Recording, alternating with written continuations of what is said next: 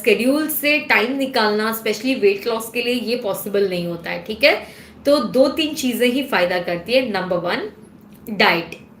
मैं बिल्कुल भी नहीं कहती, हमारे पेशेंट्स भी आते हैं, मैं उनको ये नहीं कहती कि भाई आप, हमारे तो ये क्लिनिक ही मेरा चंडीगढ़ में है, सबके घरों में बनते ही पराठे हैं, तो हम नहीं कह सकते कि आप पराठा छोड़ के आप कुछ और खाने लग जाओ, आप ओट्स खाने लग जाओ। जब कभी खाया ही नहीं है सालों से ओट्स, तो आज कैसे खा लेंगे? वो खाएंगे भी तो 2-4 दिन खाएंगे, उसके बाद टूट के पराठों पे पड़ेंगे।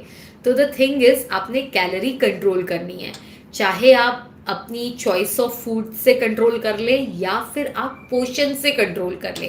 पराठा अगर आप खा रहे हो, तो अगर आपकी कैपेसिटी है 2 पराठे खाने की, एटलीस्ट रिड्यूस इट टू 1.5, है ना। तो वो जो आधा पराठे का भी कैलोरी डेफिसिट क्रिएट होगा ना, वो भी हमारे लिए काफी फायदेमंद होगा। प्लस उसके साथ अगर पराठों में आप घी कम से कम यूज करें, और उसको और बजाय बटर के साथ और इस सब के साथ अकम्पनी करने के आप दही के साथ अकम्पनी कर लें, तो ये छोटी छोटी चीजें आपको फायदा करेगी। तो बेसिकली माइंडफुल ईटिंग करनी है।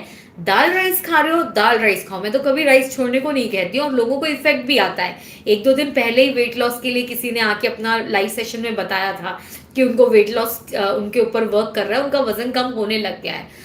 तो राइस दाल खा रहे हो, आप राइस दाल खाओ, लेकिन उसमें राइस का क्वांटिटी थोड़ा सा कम रखो, दाल कंपेरेटिवली ठीक रखो। और ऐसा भी नहीं कि दाल फिर आपने पतीला भर के ही पी ली, राइस आपने थोड़ा सा लेना है, कंपेरेटिवली थोड़ी ज्यादा दाल लेनी है।